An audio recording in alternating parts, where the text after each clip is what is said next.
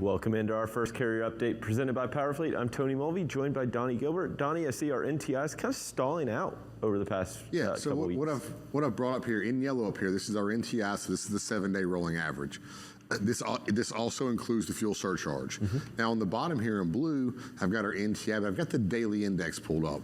And the reason I want to watch the daily index is I want to see like the volatility, the up, down, up, down, up, down. And this is a 7-day rolling average used to kind of look at it, so you can see really the clear direction and the trends and the changes. But down here you can see, really a lot of the volatility, but it's not been exactly extremely volatile. It's been kind of keeping about a 10 to 12 cent range in its jumps up and down. Here yesterday it jumped up to 209. Add in your fuel, it's about 291 on the average. So it kind of lets you know,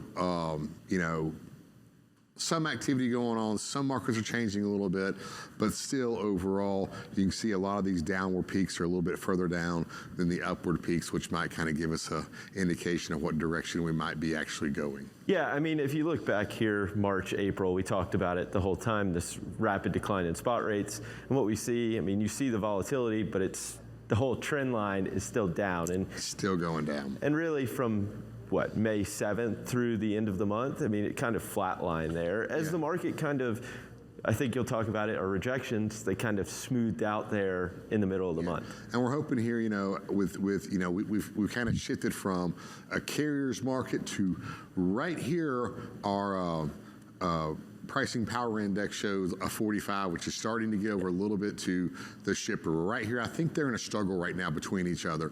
Am I in control or am I in control? Don't accept freight below $3. No, blah, blah, blah. And here, it's kind of a coin flip. And so you really got to watch out for what market you're in to figure out, are you in kind of more in the strength of negotiation or is the shipper?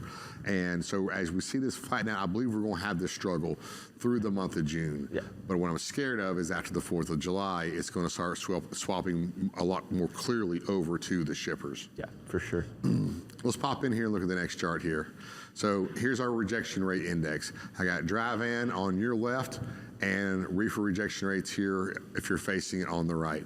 And again, we see those same little trends. We see the little bump up there on the dry van and back down. We saw the NTI kind of pick up a little bit, and now we're headed in this direction. And I'm hoping that rejection rates, stay around that, 8 to 9%. And reefer here between that 9 and 10%. But also keep in mind, this is based on our contracted rates. Right now, contracted rates are historic levels. So a 10% rejection rate and a $2.91 spot rate, average rate per mile, we're still in very good shape. Yeah, awesome. Well, thank you so much for this update, Donnie. We'll be sure to check in with you a little later. Right now, we'll toss it over to Sydney Edwards with our first look at headlines this morning.